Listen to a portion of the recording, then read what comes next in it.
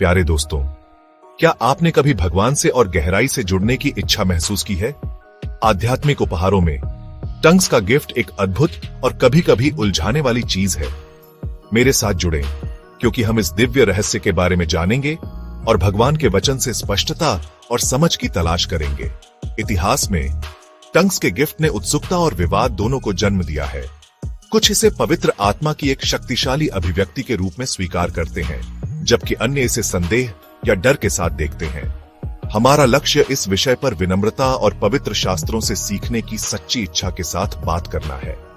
Bible अलग अलग जगहों पर टंग्स के बारे में बताती है, जिससे हमें उनके स्वरूप और उद्देश्य की झलक मिलती है।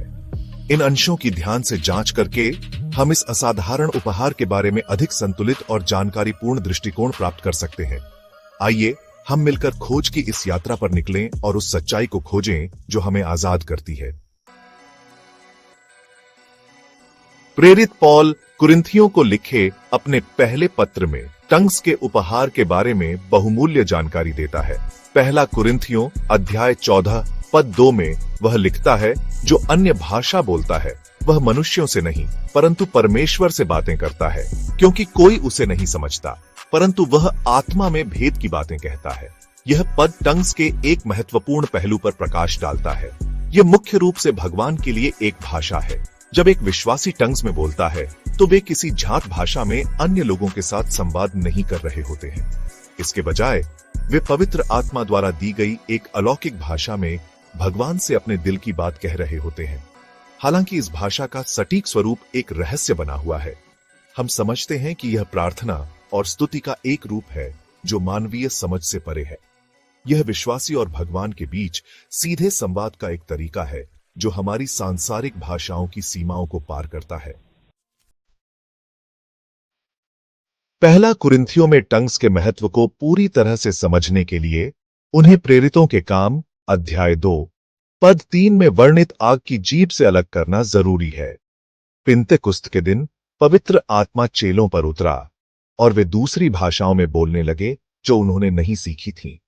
इस घटना ने इतिहास में एक महत्वपूर्ण क्षण को चिह्नित किया, क्योंकि सुसमाचार संदेश चमत्कारिक रूप से विभिन्न देशों के लोगों तक पहुंचाया गया था। प्रत्येक ने इसे अपनी मातृभाषा में सुना। यहां उद्देश्य स्पष्ट था, पृथ्वी के सभी कोनों तक सुसमाचार के प्रसार को सक्षम बनाना। इसके विपरीत पहला कुरिन्थियों में वर्णित अज्ञात जीभ मुख्य रूप से लोगों के साथ प्रचार या संचार के लिए नहीं है। वे एक व्यक्तिगत उपहार हैं जो व्यक्तिगत विश्वासी का निर्माण करते हैं और भगवान के साथ उनके रिश्ते को मजबूत करते हैं।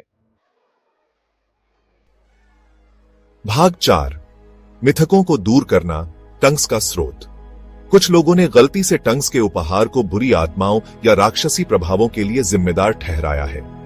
हालांकि पवित्र शास्त्र स्पष्ट रूप से पवित्र आत्मा को टंग्स सहित सभी आध्यात्मिक उपहारों के स्रोत के रूप में पहचानता है। पहला कुरिन्थियों अध्याय 12 पद 7 से 11 में पॉल इस बात पर जोर देता है कि हर अच्छा और उत्तम उपहार भगवान की ओर से आता है। वह इन उपहारों में टंग्स को सूचीबद्ध करता है, उनके दिव्य मूल की पुष्टि करता है। इसके अलावा बाइबल विश्वासियों को निर्देश देती है कि वे आत्माओं की परीक्षा करें ताकि उनके वास्तविक स्वरूप को समझ सकें, जैसा कि पहला यूहन्ना अध्याय 4 पद 1 में कहा गया है। जब हम आत्मा के फलों प्रेम, आनंद, शांति, धैर्य, दया, भलाई, विश्वास योग्यता, नम्रता और आत्मसंयम की जांच करते हैं तो हम यह पहचान सकते हैं कि कोई अभिव्यक्ति वास्तव में ईश्वर की ओर से है या नहीं। भाग 5 टंग्स का उद्देश्य और शक्ति चर्च का निर्माण। जबकि टंग्स का प्राथमिक उद्देश्य व्यक्तिगत विश्वासी का निर्माण करना है, पॉल चर्च के निर्माण के लिए उनकी क्षमता पर भी प्रकाश डालता है। पहला कुरिन्थियों अध्याय 14 पद 14 में वह कहता है, क्योंकि यदि मैं अन्य भाषा में प्रार्थना करता हूं तो मेरी आत्मा तो प्रार्थना करती है, परंतु मेरा मन निष्फल रहता है। इसे दूर करने के लिए पॉल उन विश्वासियों को प्रोत्साहित करता है जो टंग्स में बोलते हैं कि वे उन टंग्स की व्याख्या के लिए भी प्रार्थना करें, जैसा कि पहला कुरिन्थियों अध्याय 14 पद 13 में उल्लेख किया गया है। जब टंग्स में किसी संदेश की व्याख्या की जाती है तो यह पूरे कलीसिया के लिए प्रोत्साहन, रहस्योद्घाटन या निर्देश का स्रोत बन जाता है। इसके अलावा पॉल सामूहिक पूजा में व्यवस्था और समझ के महत्व पर जोर देता है। वह सलाह देता है कि यदि टंग्स की व्याख्या करने के लिए कोई उपस्थित नहीं है तो टंग्स में चुपचाप प्रार्थना करना बेहतर है, जिससे आत्मा को भगवान की इच्छा के अनुसार मध्यस्थता करने की अनुमति मिलती है, जैसा कि रोमियो अध्याय 8 पद 26 से 27 में कहा गया है। भाग 6 उपहार को अपनाना, आध्यात्मिक विकास की तलाश। टंग्स का उपहार सभी आध्यात्मिक उपहारों की तरह एक विश्वासी के जीवन में भगवान की कृपा और शक्ति की अभिव्यक्ति है। इससे डरना या इसका दुरुपयोग नहीं करना चाहिए, बल्कि विनम्रता और भगवान के साथ अपने रिश्ते में बढ़ने की इच्छा के साथ इसे अपनाना चाहिए। यदि आपको यह उपहार मिला है तो इसका उपयोग अपने प्रार्थना जीवन को गहरा करने, अपने विश्वास को मजबूत करने और भगवान की उपस्थिति की पूर्णता का अनुभव करने के लिए करें।